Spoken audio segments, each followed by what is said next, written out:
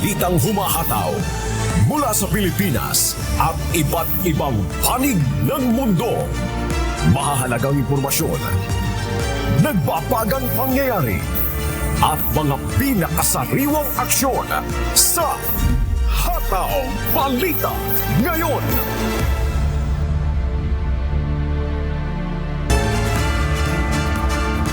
Magandang umaga, Luzon, Visayas, Mindanao at sa iba't ibang panig ng mundo. Oras natin sa buong kapuluan, 4 na minuto na po makalipas ang alas 5 ng umaga, Philippine Standard Time. Ako po si Annie Rantoy. Ngayon po ay araw ng Miyerkules, 8 sa buwan ng Hulyo, taong 2026. Ako po inyong amigo, Sherwin Kulubong.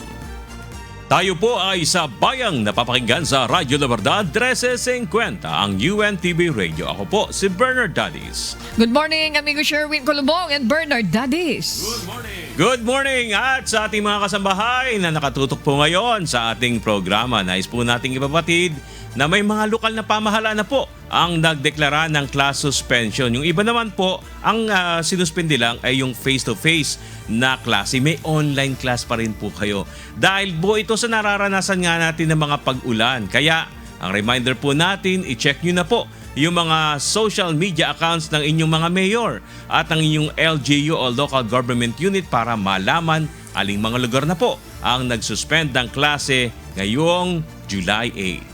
Yan, ang pambungad na reminder sa ating mga kababayan. So this time, simulan na natin ang balitaan. Narito ang malalaki at makabuluhang balita ngayong araw. Headlines.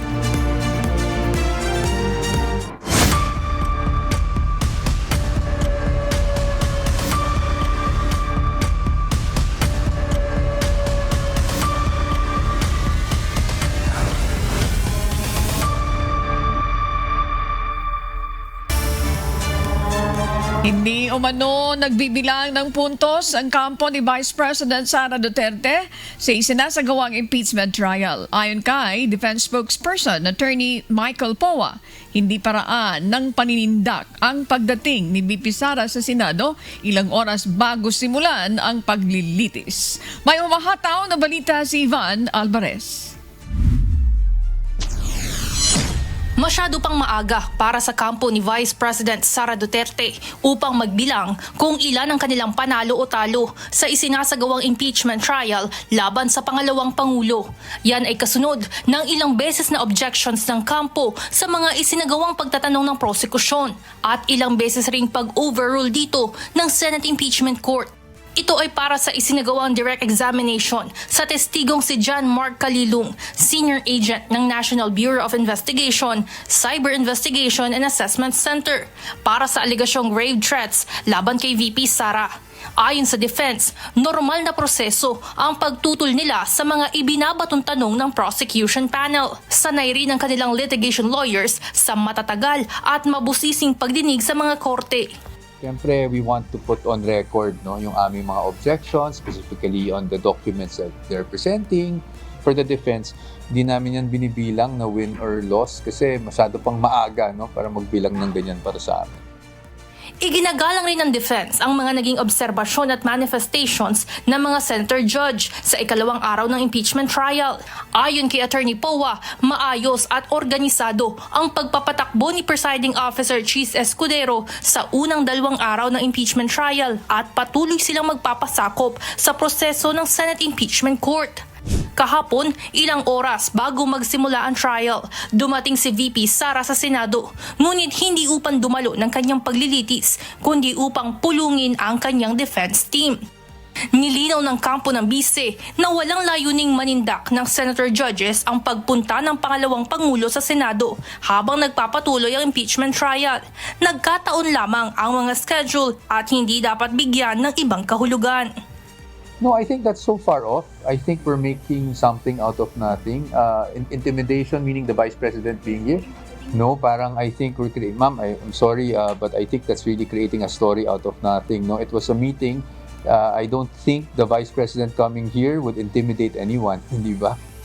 Ipinaliwanag ni POA na personal na ugali ni VP Sara na huwag magkaabala sa kanyang mga staff at ito pa mismo ang nag-a-adjust ng schedule ng kanilang mga pagpupulong. Pagdating naman sa posibilidad na pagpresenta bilang hostile witness kay Vice President Sara Duterte, sinabi ni POA na nakasalalay ito sa magiging hakbang ng prosecution at handa silang magsumite ng kanilang posisyon kung kinakailangan. Paghahandaan rin nila ang subpoena para sa dating Chief of Staff ng Vice Presidente na si Attorney Zulaika Lopez para tumistigo. Itinanggi rin ni POA ang iba't ibang espekulasyon patungkol sa isinagawa nilang pulong kasama ang kanilang kliyente. I cannot disclose what is discussed between an attorney and or a counsel and our client, no? But sa totoo lang, parati akong tinatanong sa marching orders, if at this point kailangan pa namin ng marching orders, ibig sabihin hindi pa kami handa. At hindi, that's very far from the truth. Matagal na po kaming handa, so there's really no need for any marching orders. Evan Alvarez, humahataw sa Balita Ngayon. Sorpresa ang nagtungo kahapon sa Senado si Vice President Sara Duterte pero hindi para dumalo sa isinasagawang impeachment trial kundi para pulungin ang kanyang defense team. Hindi na nagpaundak ang Vice Presidente na sumagot ng mga katanungan mula sa media subalit nagbigay ito ng maikli at makabuluhan niyang mensahe. My statement is, in this bloodbath and bludgeoning, I will be blooded but unbowed. Maraming salamat. Sa gitna ng madugong laban na kinakaharap ng Vice Presidente, tiniyak nito na hindi siya magpapatinag. Samantala hindi na idinetali pa ng defense team ang kanilang napag-usapan sa pulong kasama si VP Sara. Pero nagpaliwanag ito kung bakit sa Senado pa ang napiling lugar ng meeting sa halip na ibang lugar. Because the Vice President has always been the type of person, no, that will adjust to the convenience nung ka-meeting niya. And because the defense, as you know, is here, because meron kaming 2 p.m. hearing, patuloy ang trial natin dito, syempre minarapat na niya na dito na lang kami magkita para nang sa ganun, hindi kami yung ma-inconvenience. Ng defense team na nakikibahagi si VP Duterte sa proseso ng paglilitis kahit hindi ito dumadalo ng personal sa trial dahil araw-araw itong inaabutan ng update ng kanyang mga abogado. Hataw Balita Ngayon. Sinimula na ng prosekusyon ng pagpresenta ng mga testigo para sa Article 4 ng Articles of Impeachment o ang kontrobersyal na umano'y assassination plot ni Vice President Sara Duterte. Naging mainit naman agad ang tapatan na magkabilang panig kung saan narinig ng makailang ulit ang objection mula sa panig ng depensa. May hataw na balita si Joan Nano. Sa ikalawang araw ng impeachment trial kahapon laban kay Vice President Sara Duterte, naging sentro ng pagdinig ang kontrobersyal na video kung saan nagbanta umano si VP Sara laban sa Pangulo, unang ginang at dating House Speaker Martin Romualdez. Inumpisan ito ng prosekusyon sa pamamagitan ng paglalahad ni Attorney Lawrence Defensor kung saan tinawag niya ang mga pahayag ng Vice Presidente bilang isang sinister threat. Agad itong tinutulan ng depensa at hiniling na strike off the record, bagay na hindi pinagbigyan ng impeachment court. Noong ika-22 ng Hunyo 2026, nagulat at nagdalamhati ang buong bansa sa pamamaril sa isang paaralan. Sorry, excuse me. Your Honor, may I be allowed to finish my manifestation? I will not disrespect and interrupt the defense counsel Yes, but before once that, he has started. This is no disrespect, sir. Counsel for respondent is recognized. Thank you, Your Honor. Your Honor, this is improper. The improper for trial. Manifestation, this is not a manifestation proper for court procedure. This is instead them telling a story. This is a narration by the prosecution, which is not allowed. Yes, sir. Your Honor, may I be allowed also to... Your Honor, we move to strike that opening statement. It's improper for trial. It is not evidentiary in nature. And it only provides in conclusions of fact and law. Most of it is irrelevant. And fact of the matter is the prosecution should not should present evidence and not manifest in this improper manner. Motion is denied. Let it remain in the records and as instructed by the chair. Nagpatuloy ang pagdinig at iprinisinta ng prosekusyon ang una nitong testigo na si NBI Agent John Mark Calilong na nag-imbestiga sa nasabing video. Habang inilalahad ng prosekusyon ng offer of testimony ng testigo, muling nag-object ang depensa at tinanong kung ito ba ay offer o talumpati lamang.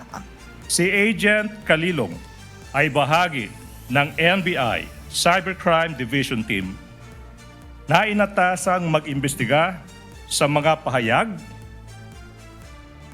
at pagbabanta ng Vice Presidente laban sa Pangulo ng Pilipinas, unang ginang at dating Speaker ng House of Representatives sa isang online media briefing noong Nobyembre 23, taong 2024. Pang-apat, partikular na sinabi sa publiko ng Vice Presidente na may kinontrata na siyang tao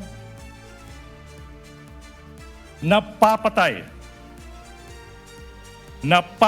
sa Pangulo, unang ginang at former Speaker ng House of Representatives. At ito ay nakatatak na sa kasaysayan ng ating bansa bilang unang pagkakataon na ang isang Vice Presidente ay nakipagkontrata sa isang mamamatay tao upang patayin no less than the President of the Republic of the Philippines. Panglima, Your Honor, may I object? Is this a speech or an offer? there is Objection. no proper ground. This is offer of testimony. Please hold your horses. Ngunit muli itong in-overrule ni Presiding Officer Senator Judge Francis Cheese Escudero. Hiniling din ng depensa na alisin si Calilong bilang testigo dahil hindi umano ito nakalakip sa mga orihinal na reklamo at articles of impeachment, pero hindi rin ito kinatigan ng impeachment court. May we move for the exclusion of Agent Calilong for being not previously attached to the Cebalya and Cabrera complaints, as well as exclusion on the ground that he was not included in the articles of impeachment transmitted to the Senate Impeachment Court. The chair will make its ruling.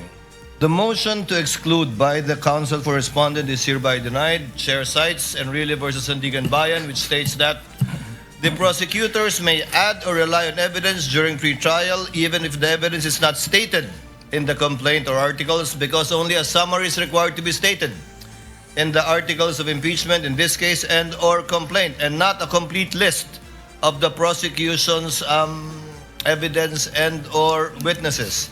The court in general will not shackle the prosecution by limiting it to the evidence mentioned in the information and or the articles, especially when it is mentioned in the pre-trial brief, not only order but brief, of the counsel for prosecutors. But in relation to this witness, even if you will do cross, you can register your continuing objection, counsel for respondent. Nagpatuloy ang pagdinig at nang dumating na sa pagtatanong ng House Prosecution sa testigo, kaugnay ng kontrobersyal na video na naglalaman umano ng pagbabanta ng Vice Presidente, muling naghain ng objection ang depensa at sinabing misleading ang ilan sa mga tanong ng prosekusyon. Now, in what particular portion of the subject video did the respondent utter that she already contracted a person to kill the President, the First Lady, and the former Speaker of the House of Representatives? Are you done? Objection? Objection, Your Honor. Wow. Kindly state the objection, counsel for respondent. Your Honor, the question is misleading. There was no mention anywhere before that the video mentioned that the killing of the president. Hiniling ng prosekusyon na i-play ang 2 minutong bahagi ng video bilang ebidensya, habang iginiit naman ng depensa na dapat ipakita ng buo ang 2 oras na recording upang maipakita ang kabuuang konteksto nito, bagay na hindi pinagbigyan ng Senate Impeachment Court. Joan Nano, humahataw sa balita ngayon. Gagawin ng House Prosecution Team sa akmang panahon ang presentasyon kay Vice President Sara Duterte bilang kanyang hostile witness. Samantala, itinuturing ng isang House Prosecutor na puntos ang maihayag ang ebidensya ng matinding pagbabanta ng Vice Presidente laban kay Pangulong Ferdinand Marcos Jr. May hataw na balita si Rosalie Cos. Kinumpirma ng House Prosecution Panel ang plano nilang pagpresenta bilang hostile witness kay Vice President Sara Duterte sa article of impeachment na grave threats at inciting to sedition. Pero gagawin nila ito sa akmang panahon. Inihayag ng prosekusyon ang plano kasunod ng pagbisita ng pangalawang Pangulo sa Senado, hindi para dumalo sa paglilitis, kundi para makipagpulong sa kanyang defense counsel araw ng Martes, July 7. We have 11 days for grave threats, so within the 11 days. It seems that she's here. She's not abroad, she's not anywhere, there is no emergency. It's just a day to appear as a witness, and she showed that she can come to the Senate by visiting the Senate today. So I don't think there's any obstacle for her to come when she is subpoenaed as a witness. Kasabay ng hakbang na ito, naninindigan ng prosecutor in charge sa article na grave threats at inciting to sedition na matitibay ang kanilang ebidensya laban sa vice-presidente. Para sa amin, yung mga video na yon ay sufisyente, enough to prove betrayal of public trust, to prove culpable violation of the Constitution and high crimes. But we leave it up sa ating mga senator judges how they will assess and appreciate the evidence that we have just presented. Hihintayin naman ng Senate Impeachment Court ang formal na manifestation ng prosekusyon kaugnay nito bago magdesisyon. Puntos ding itinuturing ni Representative Defensor ang mailabas ng kanilang ebidensya laban kay VP Duterte. Partikular na ang mga video ng pagbabanta ng pangalawang Pangulo kay Pangulong Ferdinand Marcos Jr. Score kami sa video na lumabas na dapat naman talaga makita ng Senate Impeachment Court. Score kami sa ibang mga statements pa na lumabas galing sa Vice Presidente na sumusuporta sa articles of impeachment. Ang National Bureau of Investigation, senior agent na si John Mark Calilo, ang unang testigong isinalang ng prosekusyon laban kay VP Duterte. Ito ang nag-authenticate sa videos ng press conference ng pangalawang Pangulo kung saan ito binitiwan ng mga umanay matinding pagbabanta. Pinuna naman ng House members ang panibagong motion na inihain ng grupo ni Attorney Israelito Torion, kilang taga-suporta ni VP Duterte sa Korte Suprema. Kune-question ng mga ito ang otoridad ni Senator Francis Chis Escudero na mag-preside sa impeachment trial ni VP Duterte. Pinatitigil din ng mga ito sa Korte Suprema ang paglilitis. Yung kasi ang bread and butter nila, mag-file ng TRO. Sa tingin ko, specialty of the House na nila yun. Kumbaga, kahit nakapikit na po sila, expertise na po nila yan. Alam po nyo, ilang petisyon na yan eh. Una, ilang petisyon na yan, ilang motion na yan. Hindi pa sila naawa sa puno. Nagsasayang sila ng papel.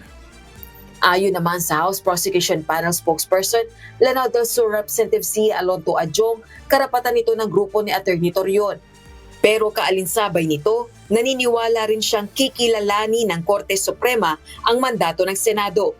I'm sure the court would probably respect also the independence of the Senate, especially that the Senate is given an exclusive power by the Constitution to try and decide impeachment complaints. Rosalie Cos, humahataw sa balita ngayon. Itinanggi ng defense team ni Vice President Sara Duterte ang pahayag ng prosekusyon na nag-walk out umano ang kanilang lead counsel na si Attorney Sheila Sison sa gitna ng ikalawang araw ng impeachment trial kahapon. Nauna nang sinabi ng private prosecutor na si Attorney Amando Virgil Ligutan na umalis si Sison matapos umanong makipagtalo sa kanyang panig habang isinasagawa ang pagdinig.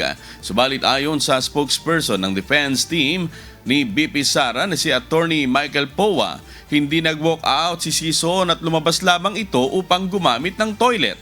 Naganap ang insidente habang isinasagawa ng prosecution ng direct examination kay NBI agent John Mark Calilong kaugnay ng umano'y mga pagbabanta ng Vice Presidente laban kay Pangulong Ferdinand Marcos Jr., unang ginang Liza Araneta Marcos at dating Speaker Martin Romualdez. Si Calilong ang kauna-unahang testigo ng prosekusyon na iniharap upang patunayan ang Article 4 ng Articles of Impeachment na may kinalaman sa umano'y grave threats laban sa Pangulo.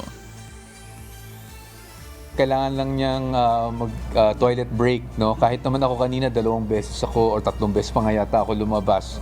So she was really on her way out. Tapos nung nasabing nag-walk out siya, narinig yata niya, so bumalik siya. Sinabi niya na, no, I'm still here and I just need to go to the toilet. Hataw Balita ngayon! Naghain ng mosyon kahapon sa Korte Suprema ang isang grupo ng mga abogado sa pangunguna ni Attorney Israelito Torion, kung saan kino-question ng mga ito ang otoridad ni Senator Francis Chis Escudero bilang presiding officer ng impeachment trial ni Vice President Sara Duterte. Nais din ng mga petitioner na ipag-utos ng SC ang pagpapatigil sa impeachment trial. Si Dante Amento humahataw. Kinuwestiyon ng isang grupo ng mga abogado ang pagkakatalaga kay Senador Francis Chis Escudero bilang presiding officer sa paglilitis kay Vice President Sara Duterte.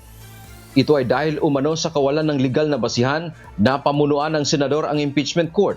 Iginiit ng mga petitioner ayon sa intensyon ng mga framer ng 1987 Constitution, ang Senate President ang dapat mamuno sa lahat ng kaso ng impeachment, maliban na kung ang mismong Pangulo ng Pilipinas ang nililitis, kung saan ang Chief Justice ang dapat na maging presiding officer. Binigyang diin ng mga petitioner na ang pag-amyenda sa Rule 2 ng Rules of Procedure on Impeachment Trials noong June 3, 2026 na nagpapaintulot sa paghalal ng ibang presiding officer ay depektibo. Wala anyang quorum nang mangyari ang botohan dahil 12 lamang sa 24 na senador ang naroroon. Anila, ang pagpapatuloy ng paglilitis sa ilalim ng isang pinunong questionable ay mapanganib. Ito ay paglabag sa due process at maaaring magresulta sa pagpapawalang bisa sa buong trial. Hiling ng petitioner sa Korte Suprema na pansamantalang itigil ng impeachment court ang pagtanggap ng mga ebidensya, maging ang mismong impeachment trial hanggat wala pang desisyon ang korte sa usaping ito. Dante Amento, humahataw sa Balita Ngayon.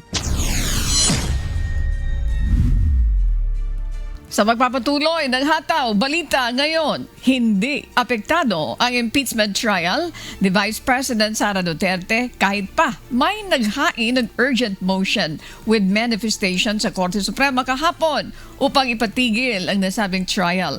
Ayon kay Attorney Reggie Tongol, hindi otomatikong hihinto ang paglilitis dahil lamang dito. May humahataw na balita si Jed Neresina. Tuloy ang impeachment trial laban kay Vice President Sara Duterte. Ito ang kinumpirma ng Senate Impeachment Court kasunod ng inihain na urgent motion sa Korte Suprema na humihiling na ipatigil ang nasabing paglilitis.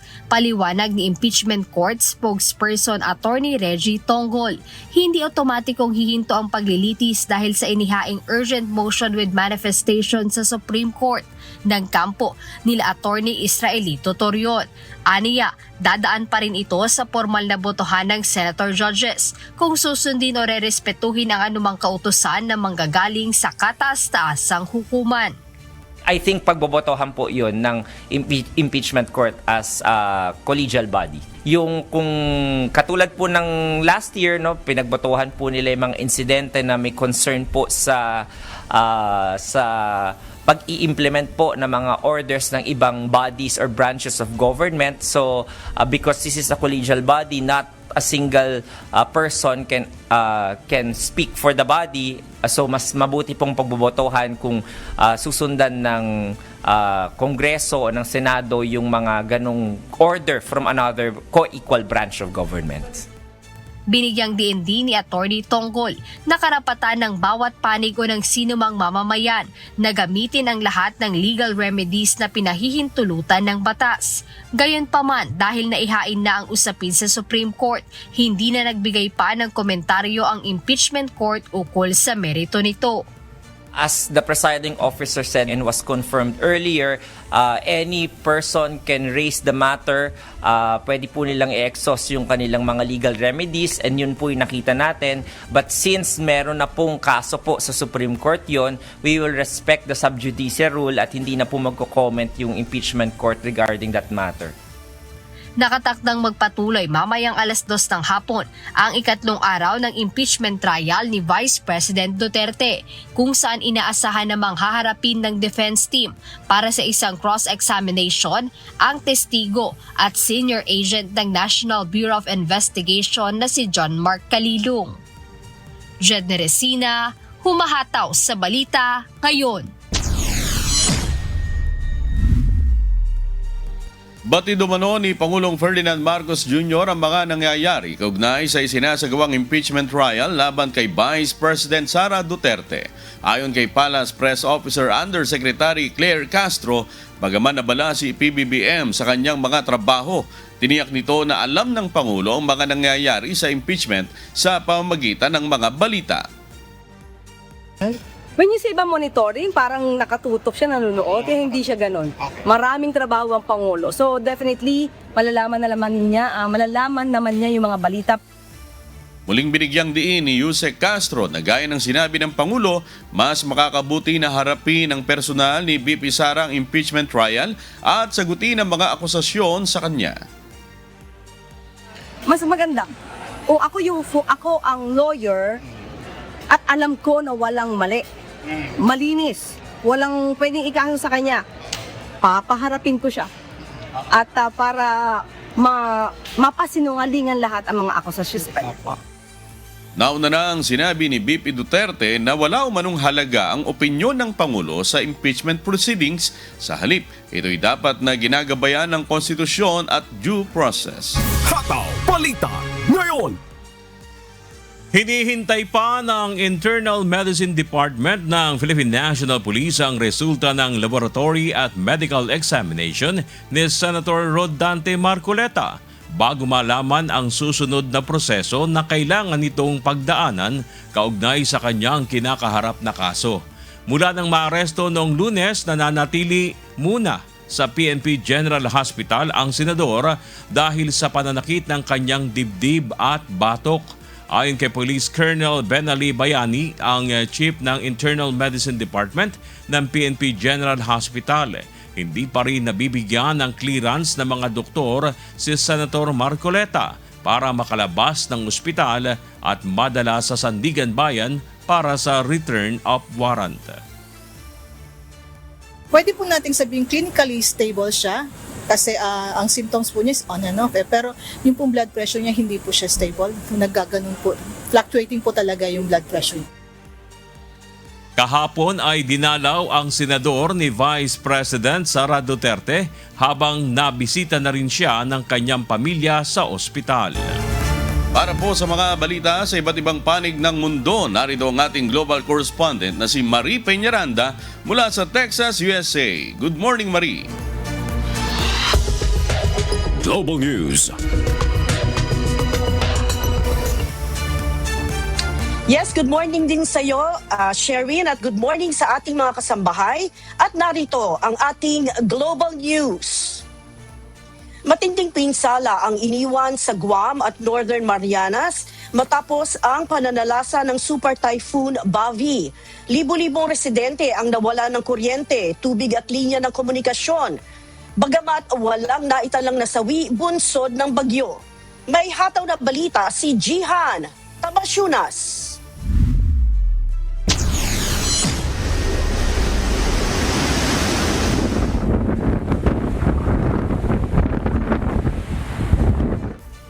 Wasak na mga bahay, bagsak na mga puno at poste, at sirang mga ari-arian. Ito ang iniwang pinsala ng Super Typhoon Bavi matapos direktang tamaan ang mga isla ng Guam at Northern Marianas na kabilang sa teritoryo ng Estados Unidos sa Pacific. Pinakamatinding na pinsala ng bagyo ang isla ng Rota sa Northern Marianas, kung saan nasira ang halos lahat ng mga bahay, gusali at mahalagang pasilidad habang tuluyan nang nawala ng kuryente, tubig at serbisyo ng komunikasyon ang mga residente.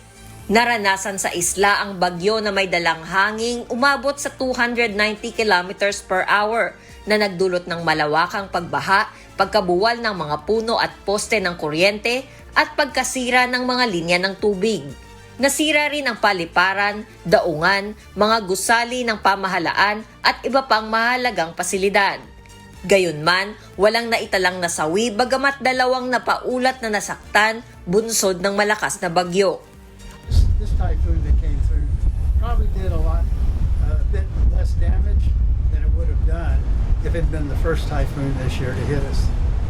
So we see a lot of debris around, not too many down trees, not too many destroyed structures. Ayon sa mga residente, mas maiksi ang pananalasa ng Super Typhoon Bavi kumpara sa Super Typhoon Sinlaku na tumama sa rehiyon noong Abril. Gayunman, nagdagdag ito ng panibagong pinsala sa mga lugar na hindi pa ganap na nakababawi mula sa nakaraang bagyo. Sinlaku lasted really long, like 30 hours. The storm wasn't as long. It didn't stay around as long. Bago pa man dumating ang bagyo, nagmamadali nang maghanda ang mga residente. Nag-ipon sila ng pagkain, tubig at gasolina para sa mga generator dahil inaasahan na ang pagkawala ng kuryente sa pagdating ng Super Typhoon. We're trying to buy some gas for the generator, for the cars, and then trying to buy food. Kabilang sa mga naabala ng bagyo ang mga turistang nagbakasyon sa Guam. May mga nakanselang biyahe at napilitang manatili sa mga hotel habang hinihintay ang paghupa ng bagyo. Typhoon in Japan is more, it's not strong like that. So it was my first time, like that strong typhoon. Yeah, very scary. Samantala, patuloy ang paglilinis ng mga kalsada at pagpapanumbalik ng kuryente, tubig at iba pang pangunahing serbisyo sa Guam, Rota, Saipan at Tinian. Nakikipag-ugnayan na rin ang mga lokal na pamahalaan sa mga ahensya ng Estados Unidos upang mapabilis ang paghahatid ng tulong at pagbangon ng mga nasalantang komunidad. Sa huling tala ng US National Weather Service, humina na ang bagyong Bavi mula sa isang super typhoon at kumikilos na pakanluran sa Philippine Sea patungo sa Taiwan at pinakakanlurang bahagi ng Nansei Islands ng Japan. Jihan Tamasunas, humahataw sa balita ngayon.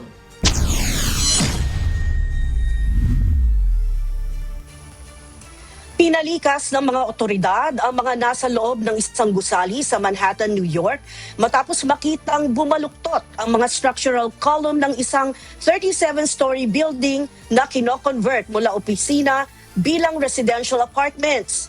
Ayon sa alkalde ng New York na si Mayor Zoran Mamdani, may mga bitak, lumulubog na mga sahig at patuloy na paggalaw sa ilang haligi ng gusali kaya itinuturing ito bilang isang seryosong sitwasyon. Wala namang naitalang nasugatan at nakalabas ng ligtas ang lahat ng mga manggagawa. Nagsasagawa na ng pagsusuri ang mga structural engineer sa lugar at gumagamit ng drone ang mga otoridad para mataya ang hindi o ang tindi ng pinsala. Bilang pag-iingat, pinalikas din ang mga nasa kalapit na hotel, negosyo, apartment at paaralan habang isinara na ang mga kalsada. 2 structural columns have buckled in addition to multiple cracks and sagging floors. The building remains unstable. Since arriving on scene, we have witnessed additional movement in one of the compromised columns. I am grateful to report that there have been no injuries at this time and that every worker has been accounted for. Hataw Balita ngayon! Samantala, hindi naman bababa sa 11 nasawi habang mahigit 300 at 30 ang nasugatan matapos manalasa ang dalawang malaking ipo-ipo sa Hubei province sa gitnang bahagi ng China. Sa video na uploaded online, makikita ang malaking ipo-ipo na unti-unting lumalapit na nagdulot ng matinding takot sa mga residente. Sa iba pang video, kitang-kita ang lakas ng hangin dala ng ipo-ipo kung saan natangay na nito ang sasakyan at iba pang bagay sa kalsada at nabasag pa ang glass door ng isang restaurant. Dahil sa lakas ng hangin, tinangay ang ilang malalaking truck, napinsala ang mga gusali at nasira ang mga negosyo sa lugar. Tinatayang mahigit 14,000 individual ang naapektuhan ng tornado habang lampas 20 bahay ang sinasabing tuluyang nasira at 4,800 naman ang partially damaged. Isang rare EF2 tornado ang tumama sa lungsod ng Huanggang na may lakas ng hanging umaabot sa halos 260 kilometro kada oras. Ayon sa mga eksperto, bihirang mabuo ang ipo-ipot sa Hubei at posibleng naging sanhi ito ng mga natirang epekto ng Tropical Storm Isaac kasabay ng panahon ng malakas na ulan. Hataw Balita ngayon! Nagsimula na kahapon ang 2 araw na NATO Summit sa Ankara, Turkey. Isa sa mga dumalo sa summit si US President Donald Trump na muling naghayag ng kanyang mga pananaw sa NATO at sa mga kaalyado nito sa Europa. Bago ang formal na pagbubukas ng summit, nakipagpulong muna si Trump kay Turkish President Recep Tayyip Erdogan kung saan tinalakay ang kooperasyong militar, posibleng pagbibenta ng F-35 fighter jets at iba pang mahalagang issue sa seguridad. May hataw na balita si Noel Poliarco. Dumating sa Ankara, Turkey si US President Donald Trump sakay ng Air Force One kung saan personal siyang sinalubong ni Turkish President Recep Tayyip Erdogan. Binigyan siya ng red carpet welcome at military arrival honors bago tumungo ang dalawa sa presidential complex para sa kanilang bilateral meeting. And we really do. We've had right from the beginning good chemistry. We've had a very special relationship. Turkey has become under the president a very powerful country militarily. Isa sa mga pangunahing napag-usapan ng dalawang leader ang pagbebenta ng F-35 fighter jets ng Estados Unidos sa Turkey. Sinabi ni Trump na pinag-iisipan na ng Washington ang pag-apruba sa bentahan at pag-aalis ng mga sanctions sa Ankara kaugnay ng pagbili nito ng Russian S-400 air defense system. We have a better relationship with Turkey, and Turkey has been in many ways much more loyal than other countries that we think would be loyal. So something certainly we would consider. It's a great plane. It's the best, currently the best plane by far. And it's certainly something we will consider. I can tell you, we're going to be taking the sanctions off. Okay? Ngunit hindi ito ikinatuwa ng Israel. Tutol si Israeli Prime Minister Benjamin Netanyahu sa posibleng pagbebenta ng F-35 sa Turkey dahil maaari umano nitong maapektuhan ang military advantage ng Israel sa Middle East. Naniniwala rin ang Israel na maaaring mabago ang balanse ng kapangyarihan sa rehiyon kapag nakakuha ang Turkey ng mga modernong fighter jets. Sa kanilang pagpupulong, muli ring iginiit ni Trump na dapat mapasailalim sa kontrol ng Estados Unidos ang Greenland. Aniya, mahalaga ito sa pambansang seguridad ng Amerika dahil sa lumalakas na presensya ng China at Russia sa Arctic. Bagamat inamin niyang maaaring maapektuhan nito ang relasyon ng Washington at NATO. But it's an important part for the United States. And it's surrounded by China's ships and Russian ships. And that's not going to happen. Ships, it's not going to happen. It was Greenland that, and it continues to be. That should be controlled by the United States, not by Denmark. Tinanong din si Trump kung magbabawas pa ba ang Estados Unidos ng mga sundalo nito sa Europa. Hindi siya nagbigay ng tiyak na sagot at sinabing pinag-aaralan pa ng kanyang administrasyon ang susunod na hakbang. Sa kasalukuyan, may mahigit 75,000 US troops na nakadeploy sa Europe. Muli ring binatikos ni Trump ang NATO at ilang European allies dahil sa kanilang tugon sa digmaan laban sa Iran. Aniya, nadismaya siya sa pagtanggi ng ilang bansa na payagang gamitin ng Estados Unidos ang kanilang mga base militar sa operasyon laban sa Iran. I was very disappointed with NATO, and frankly, if it weren't held in Turkey, where my friend happens to be a very strong leader, a very strong person, it's possible that I would have attended, but we weren't treated well. Because we did something in Iran, we don't need anybody's help. I didn't even want the help, but before I asked, they said they wouldn't be there. And I said, that's fine, but you would think that they'd be very willing to do something to help us. And they really weren't. We didn't need any help at all. And in a way, I was testing people. I was testing to see whether or not they'd be there, because I've long said that we helped them, but I'm not sure that they'd be there for us. And Italy turned us down, and Germany turned us down, and France turned us down. Samantala, binigyang diin naman ni NATO Secretary General Mark Rutte na malaki na ang pag-unlad ng mga kasamang bansa sa pagtaas ng kanilang defense spending. Aniya, bilyong-bilyong dolyar na ang nailaan sa mga bagong armas, kagamitan at mga proyektong militar na magpapalakas sa kooperasyon ng mga bansang kasapi. At the forum, substantial new contracts were signed and more big announcements were made. Altogether worth tens of billions of dollars and growing. That means more air defense systems and strike capabilities, more satellite communications, more ammunition, more drones and counter-drone systems, and increased resilience and preparedness. According to our projections, by next year, the alliance will have the capacity to produce around 4 million artillery shells annually, almost twice as many as last year. Inaasahang magiging pangunahing agenda sa 2 araw na summit ang pagtaas ng defense spending ng mga kasaping bansa, ang kinabukasan ng presensya ng mga sundalong Amerikano sa Europa, ang patuloy na suporta sa Ukraine sa gitna ng digmaan laban sa Russia, at ang mga epekto ng tensyon sa pagitan ng Estados Unidos, Israel at Iran sa seguridad ng NATO.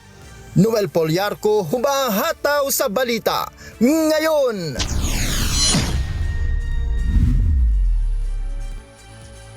Naniniwala si US President Donald Trump na malapit na magkaroon ng kasunduan upang matapos ang digmaan sa pagitan ng Russia at Ukraine.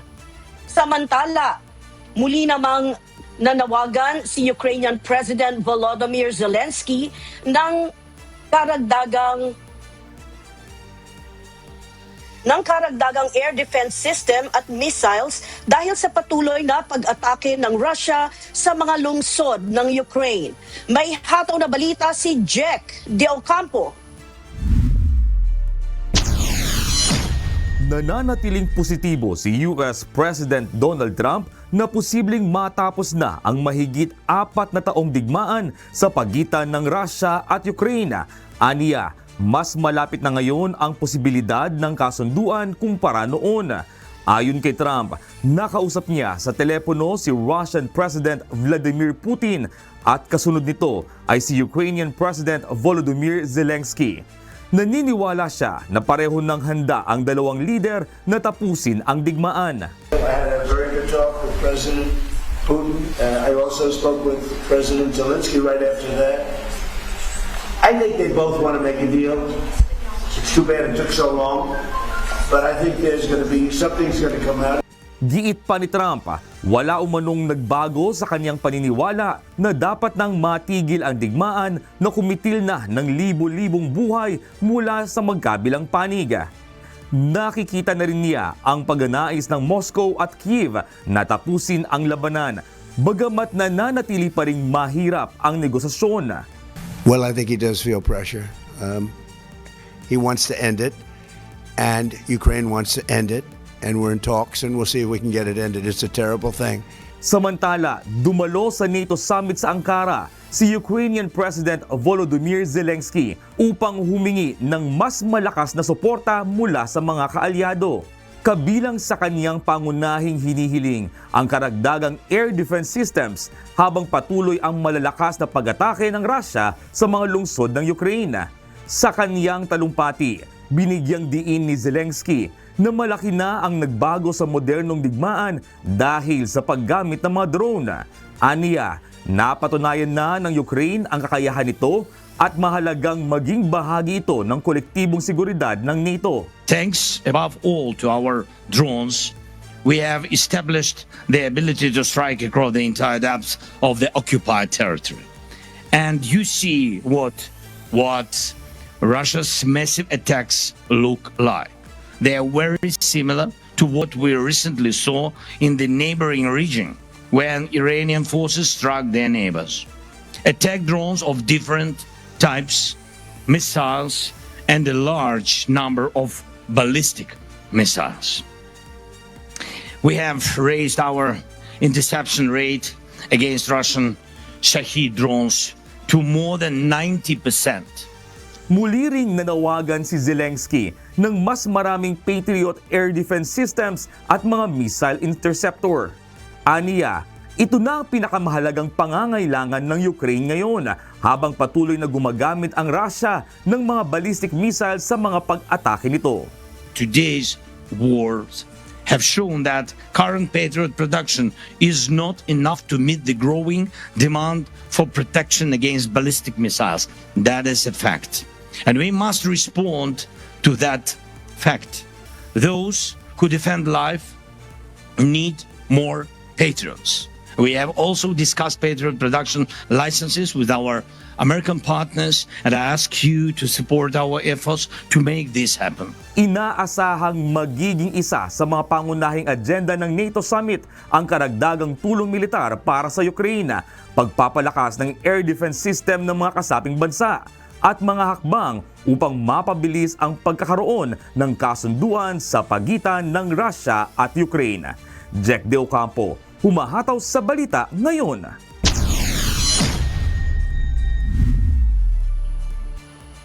Unti-unti naman nang naibabalik ang supply ng kuryente sa Cuba matapos ang ikatlong nationwide blackout nito ngayong taon.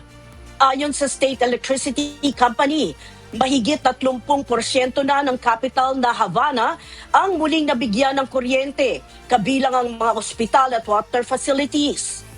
Sinisi naman ni Cuban President Miguel Diaz-Canel ang US fuel blockade at mga sanctions na anya ay nagdulot ng kakulangan sa langis para sa mga power plant. Inamin naman ng Ministry of Energy na lalong pinahihirap ng kakulangan sa supply ng langis ang pagpapanumbalik ng national power grid. Ito na ang ikawalong brownout sa Cuba mula noong huling bahagi ng 2024 habang patuloy na nararanasan ng bansa ang matinding krisis sa enerhiya. Hataw Balita ngayon!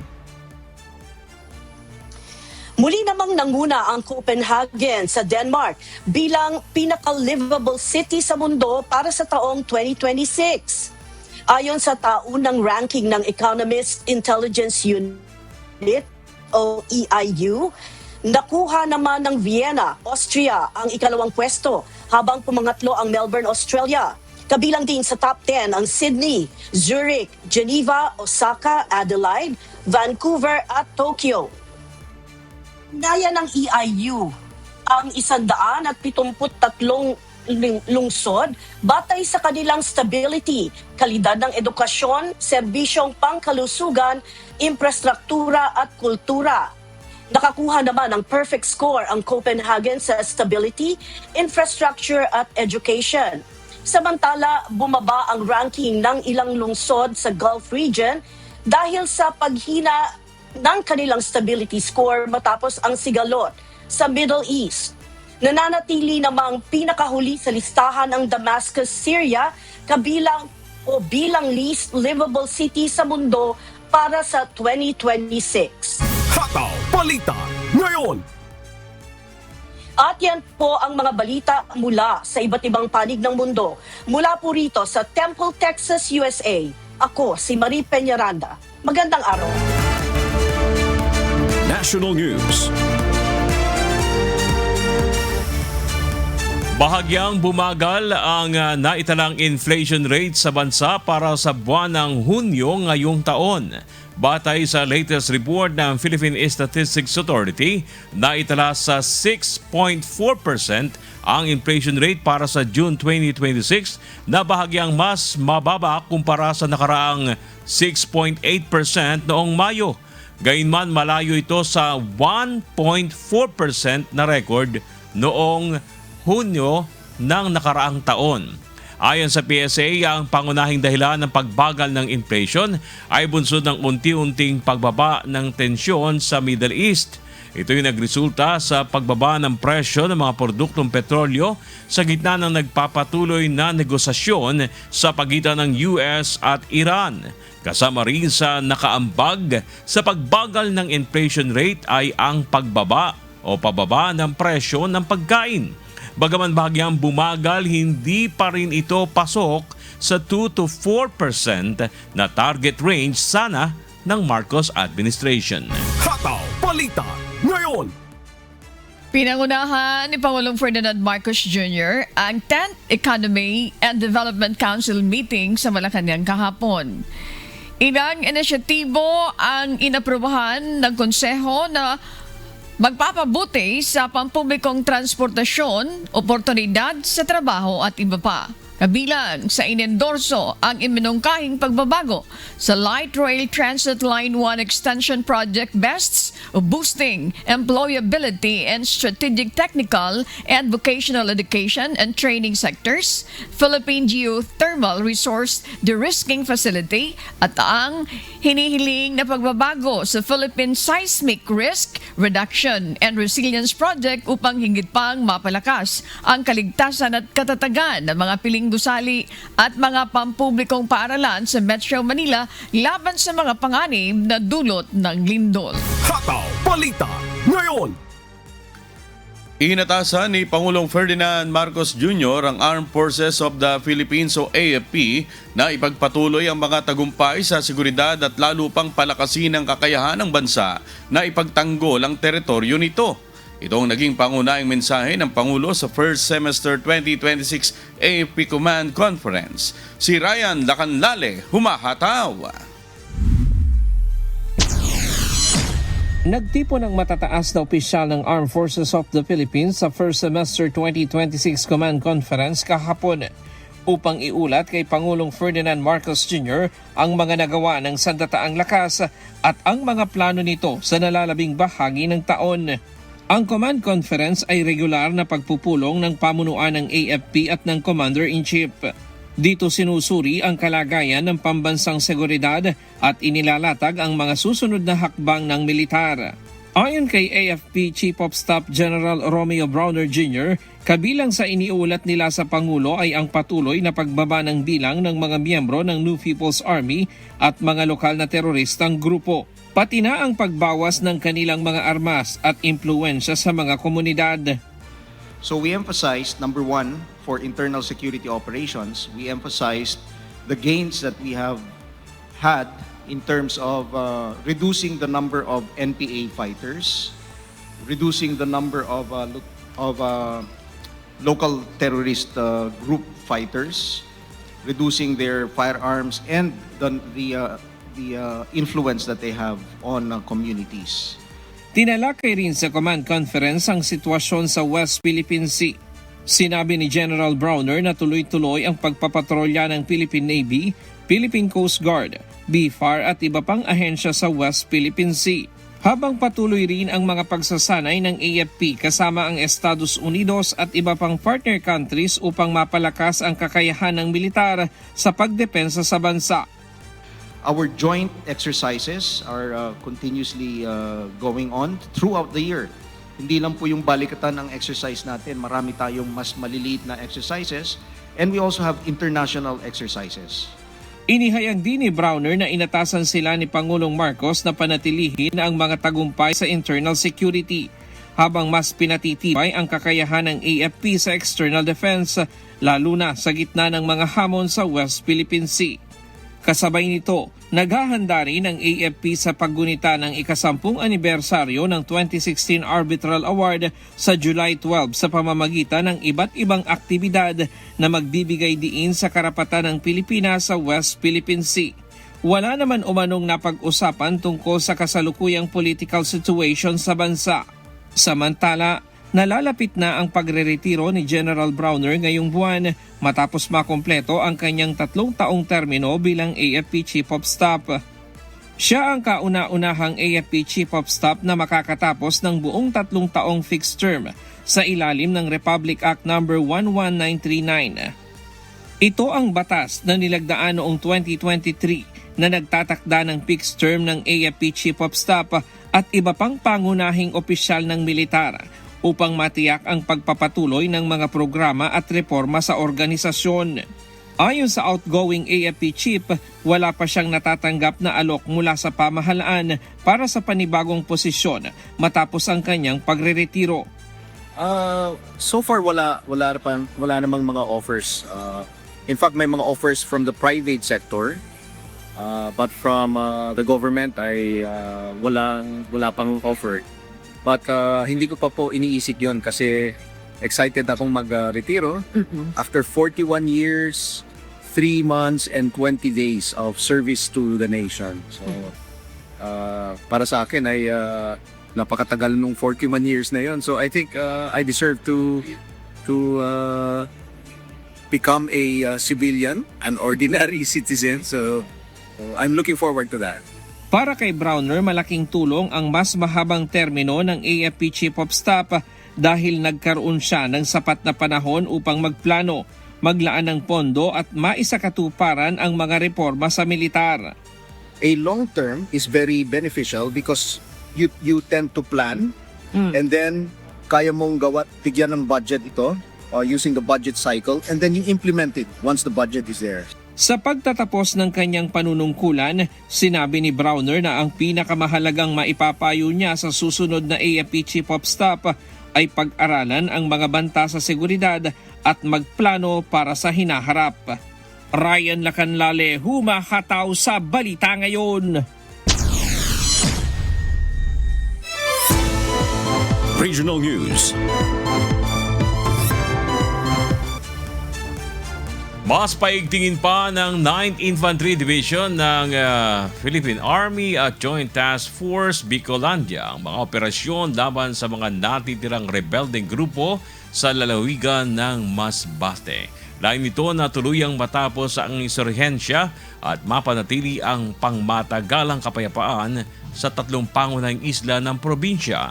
May hataw na balita si Jerry Galicia.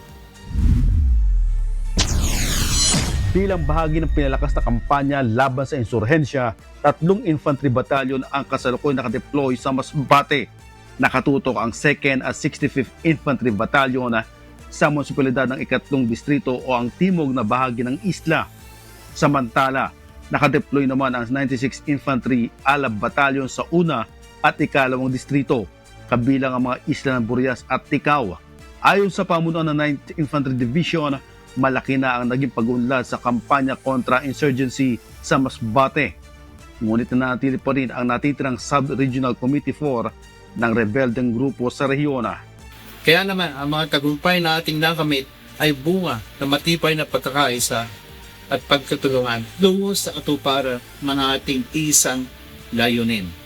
Ang maihatid ang tunay, inklusibo at pangmatagalang kapayapaan sa rehiyon ng Kabigulan, lalo na dito sa lalawigan ng Masbate.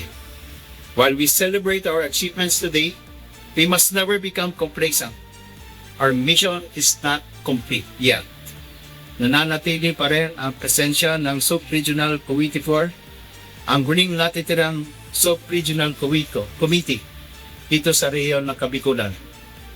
At ang anibersaryong ito ay di lamang kalbirika sa ating mga nakamit, ito rin ay panawagan upang lalo pa natin paigtingin ang ating mga operasyon. Sa datos ng militar, Umaabot na sa 179 na barangay sa una at ikalawang distrito ng Masbate ang nagdeklara ng persona non grata laban sa New People's Army.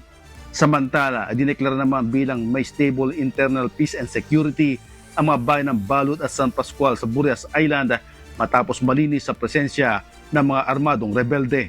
Ayon sa militar, mahalaga ang patuloy na koordinasyon sa mga lokal na pamahalaan, mga barangay at mga komunidad sa mga liblib na lugar upang mapanatili ang mga nakamit na tagumpay. As we look toward the future, let us remain united in purpose, steadfast in our commitment, and relentless in our pursuit of excellence. Together, we will continue to strengthen this unit and uphold the proud legacy of the Allied Troopers' motto of "We strive for excellence."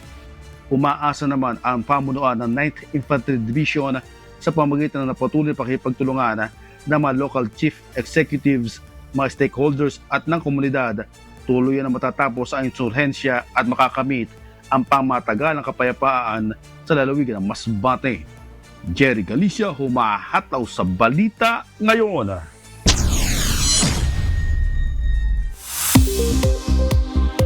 Weather News.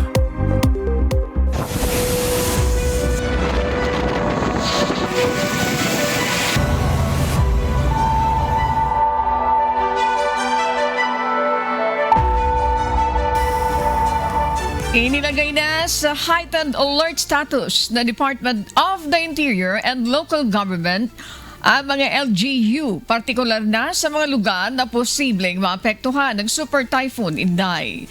Batay sa forecast ng Pag-asa, inaasahang palalakasin ng super bagyo ang habagat na magdadala ng malalakas na pagulan lalo na sa may northern Luzon, gayon din sa iba pang mga lugar. Iniutos na ng DILG ang pag-activate sa lahat ng disaster response at maihanda na lalo na ang mga high-risk areas bago pa lumala ang sitwasyon. Kasama rin sa ipinahanda ang mga evacuation centers, relief supplies at rescue assets. Binilinan din ng DILG ang lahat ng mga local chief executive na manatili sa kanilang mga lugar at pangunahan ang kanilang mga nasasakupan. Dahil sa malakas na pagulan, pinag-iingat ang lahat sa posibilidad ng mga pagbaha, flash floods at pagguho ng lupa. Pinapayuhan ang lahat na gawin ang ibayong paghahanda at palaging mag-monitor sa update ng Pag-asa hinggil sa Super Typhoon Inday. Sa ngayon ay puspusa na ang mga paghahanda ng ilang mga barangay sa inaasahang epekto ng malakas na bagyo. Hataw Balita ngayon.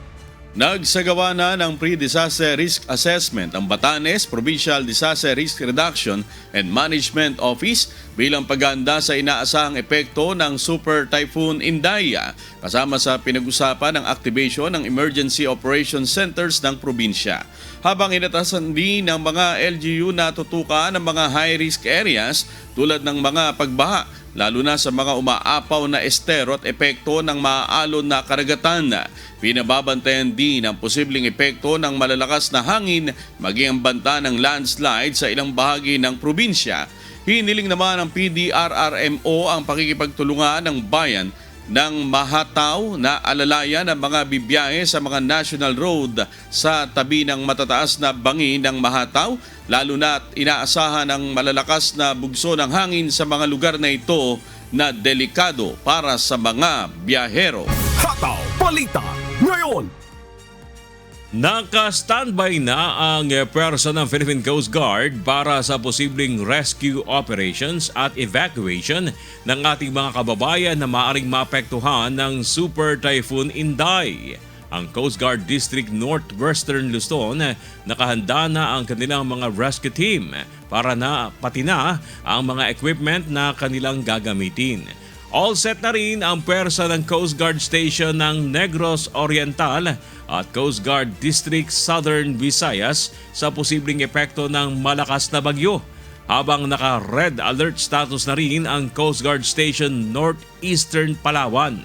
Naka-standby na ang lahat ng personnel at handang magsagawa ng emergency response, maritime safety at disaster response operations kung kinakailangan. Bandang alas 11 kagabi nang ilagay na sa heightened alert status ang hanay ng PCG kung saan mas pinaigting pa ang mga paghahanda sa posibleng epekto ng super typhoon. Kasama sa kanilang gagawin ang maagang paglilikas ng mga residente sa high-risk areas, issuance ng sea travel advisories, pag-secure sa mga port, maging ang pre-positioning ng deployable response groups para sa agarang pag-dispatch kung kinakailangan. Kabilang din sa tututukan ng PCG ang mga mangingisda at mga residente sa mga baybaying dagat upang abisuhan na maganda sa maagang evacuation. Hataw Balita ngayon!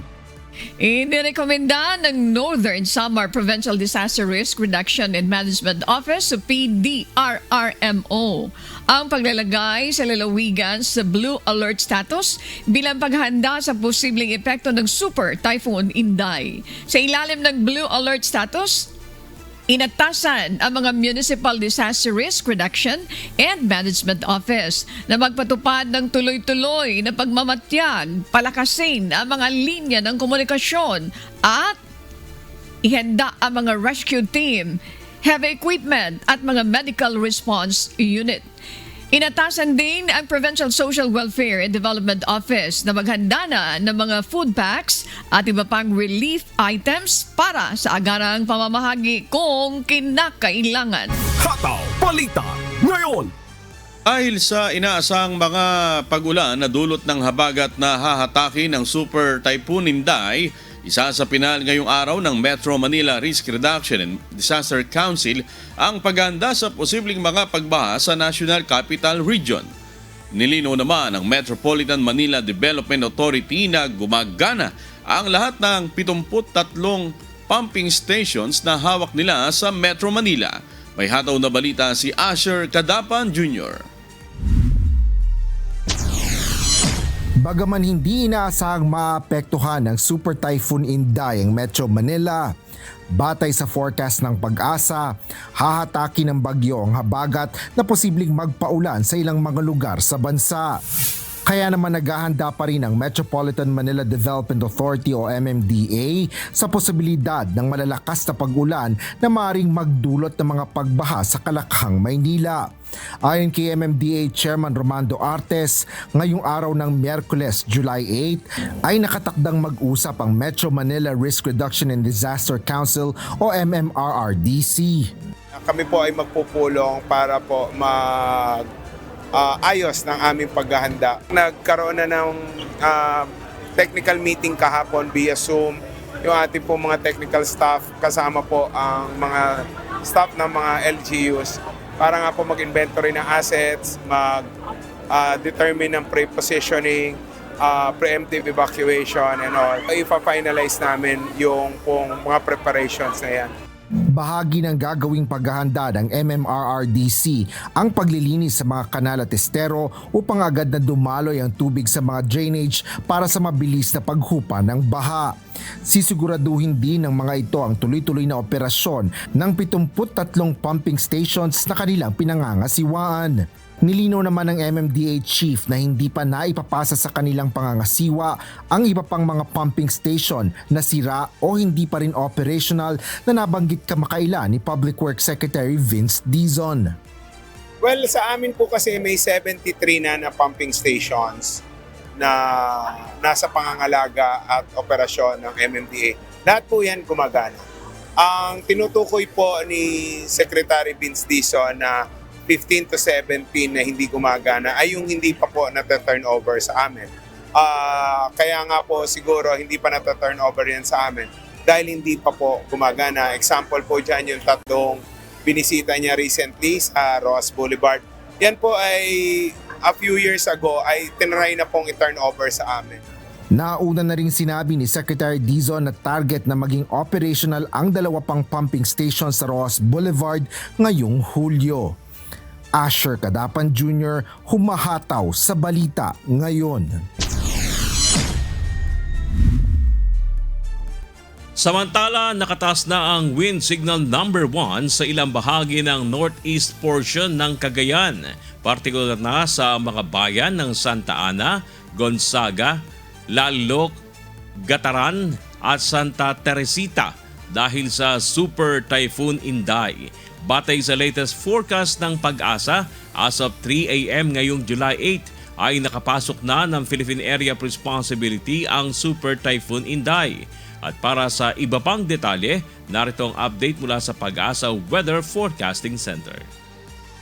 At ng 4 a.m. location po niya ay 1,405 kilometers east ng Northern Luzon. May taglay na lakas na hangin na 185 kilometers per hour at pagbugso na umaabot ng 230 kilometers per hour. Ito'y kumikilos westward sa bilis na 25 kilometers per hour.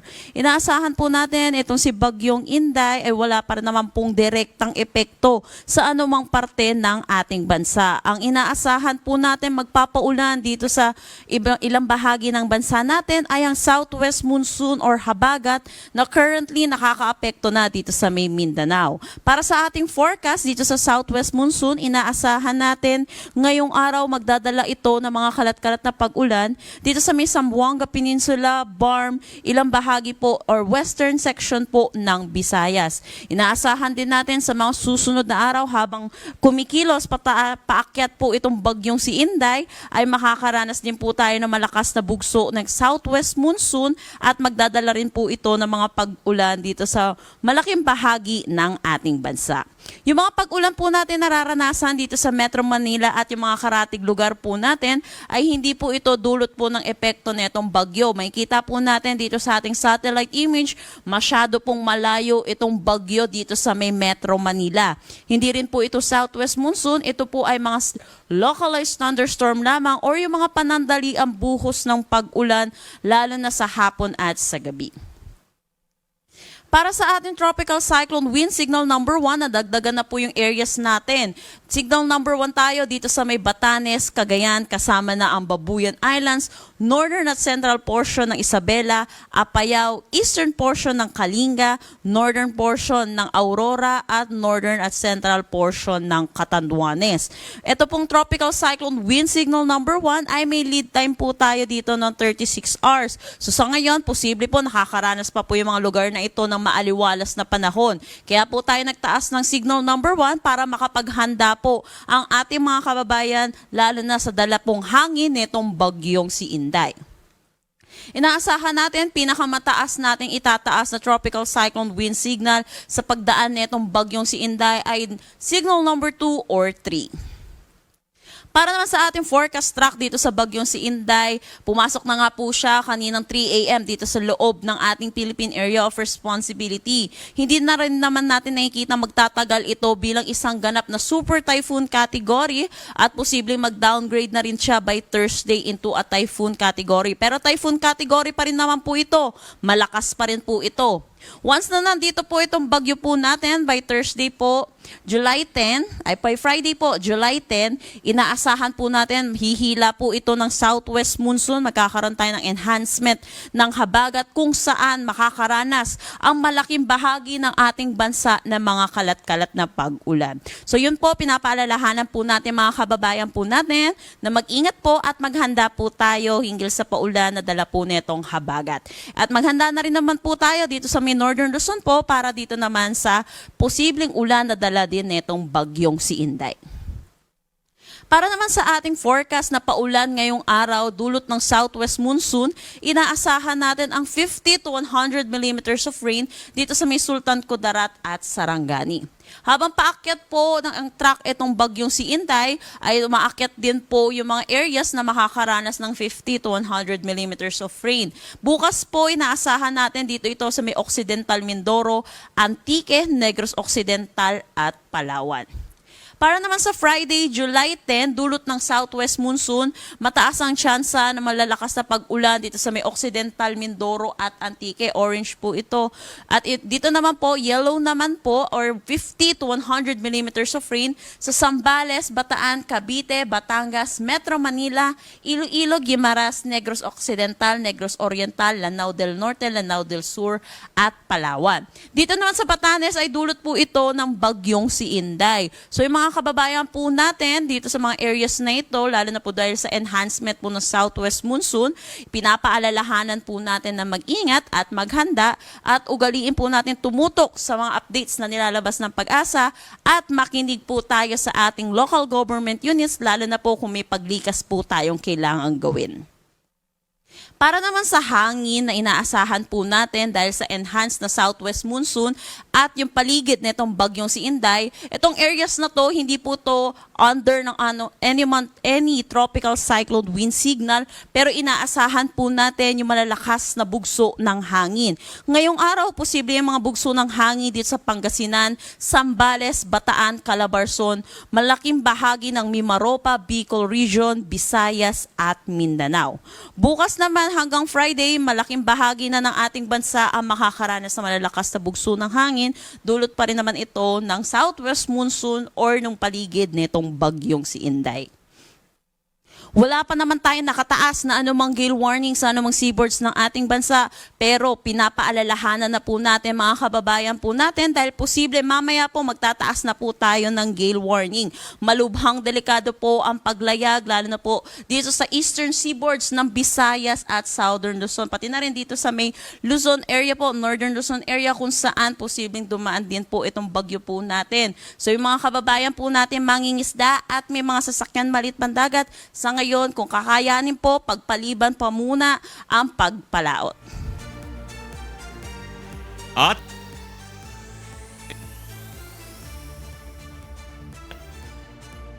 At napanood po natin ang update mula kay Pag-asa Weather Specialist Janelle Dominguez. Patuloy po kayong mantabay sa mga social media page ng Pag-asa at UNTV News and Rescue para sa mga update kaugnay ng Super Typhoon Inday. Feature News.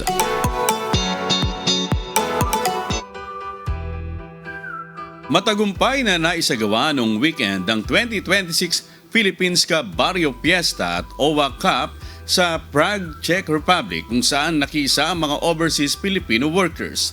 Back-to-back ang events kung saan ipinagdiwang ang mayamang kultura ng mga Pilipino na sinabayan ang paghahatid ng serbisyo ng pamahalaan. May umahataw na balita si Bal Onya. Nagtipon-tipon ng mga kababayan nating overseas Filipino worker noong July 4 sa idinaos na 2026 Philippines Cup Barrio Fiesta sa Prague, Czech Republic. Nag-break muna sa trabaho ang mga OFW at isinama ang kanilang mga pamilya sa masayang selebrasyon ng kulturang Pilipino. Isinabay din sa okasyon ang serbisyo publiko na hatid ng Migrant Workers Office sa Prague kasama ang delegasyon ng Overseas Workers Welfare Administration o OWA mula sa Pilipinas. Kabilang sa mga serbisyong ipinagkaloob ang contract verification, OWA membership renewal, on-site e-card printing at voters registration, kung saan naging mas mabilis at maginhawa ang transaksyon para sa mga OFW. Maraming Filipino workers sa Czech Republic ang napagsilbihan ng government services, kung saan hindi na nila kailangan pa na mag-file ng leave sa trabaho o bumiyahe ng malayo para lamang asikasuhin ang kanilang dokumento. Ayon sa OWA, bahagi ito ng mas pinalawak na programang Alagang OWA, Serbisyong May Puso, na layuning ilapit ang serbisyo ng mga ahensya ng gobyerno sa mga OFW saan man sila naroroon. Yung Alagang OWA, Serbisyong May Puso ay isa sa mga bagong programa ng OWA. Actually, madaming components po yan. At itong nakikita nyo ngayon na OWA Cup at saka itong membership e-card issuance po namin ay dalawang components lang po yan. Under our Alagang OWA, ang layunin po nito ay to bring our services closer to OFW so they don't need to go to our offices kasi alam mo natin na pagbalik sa Pilipinas, konti na lang yung panahon na inuukol sa pamilya po pa. So as much as possible, gusto ho namin na yung quality time with the family. So yung mga serbisyo ho na po pwede namin maibigay sa kanila, nilalapit na ho namin sa kanila. Binigyang diin din ng opisyal ang patuloy na malasakit ng ahensya sa mga OFW na itinuturing niyang pangunahing dahilan ng kanilang serbisyo. nakikita ho namin yung napakalaking sakripisyo sa mga para iwanan mo ang iyong pamilya, para magpalaki ka ng anak ng may anak habang yung anak ay naiiwan at walang nag-aalaga. Napakalaking sakripisyo sa isang magulang. So, saludo po kami sa kanila. Para sa akin, napakalaking tulong kasi siyempre, hassle kasi sa lalo na sa amin, nagtatrabaho. Kailangan mong mag-day off para makapag-register lang sa ganyan na project ng gobyerno para makapag-register yung kagaya namin mga OFW para makaboto pagdating ng eleksyon. Less hassle, hindi mo na kailangan pumunta sa... Less hassle, hindi mo na kailangan biyahe-biyahe kasi nandito na. Matapos ang isang araw na pagdiriwang noong July 4, nagpatuloy ang aktibidad sa pamamagitan ng OWA Cup na ginanap noong July 5 at 6. Bukod sa cultural celebration, nakibahagi rin ang mga OFW dito sa Czech Republic at iba pang karating bansa sa idinaos na OWA Cup kung saan tampok ang ilang sports event gaya ng basketball, volleyball at billiard games. Layunin nito na itaguyod ang mental at physical wellness ng mga manggagawang Pilipino habang pinapatibay ang kanilang pagkakaisa. Actually, napaka-laki ng influence nito sa akin kasi nga OFW tayo dito, busy tayo sa trabaho, stress sa mga lahat ng nangyayari sa atin, lonely. Pero dahil sa pagbukas ng OWA, nagkaroon ako ng pagkakataon na ipakita yung talent namin actually. And isa pa, nakaka-enjoy yung makikita mo yung mga taong kapwa-Pilipino mo na magtitipon-tipon sa isang selebrasyon. Sa pagtatapos ng 3 araw na aktibidad, nagpasalamat ang OWA Prague sa mga volunteers at sa mga OFW na nakisa sa kauna-unahang OWA Cup. Nais ko pong pasalamatan ang mga tao sa likod ng OWA Cup. Sila ang dahilan kung bakit meron tayong OWA Cup. Sila yung nagpagod, nag-isip, and they gave all their energy, talents, resources, and everything, and even their hearts. Pinuhos po nila ang ating mga volunteers po ng OWA Cup 2026. Samantala, formal nang idineklara ng ambasador ng Pilipinas sa Czech Republic ang pagtatapos ng 3 araw na selebrasyon kasabay ng pasasalamat sa lahat ng nakisa. Tapos na po natin 2 araw ng OWA Cup, 1 araw ng Mario Fiesta.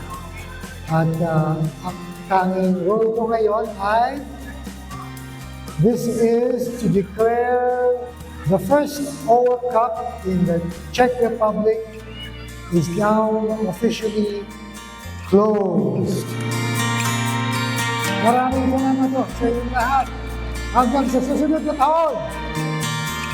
Val Onya, humahataw sa balita ngayon.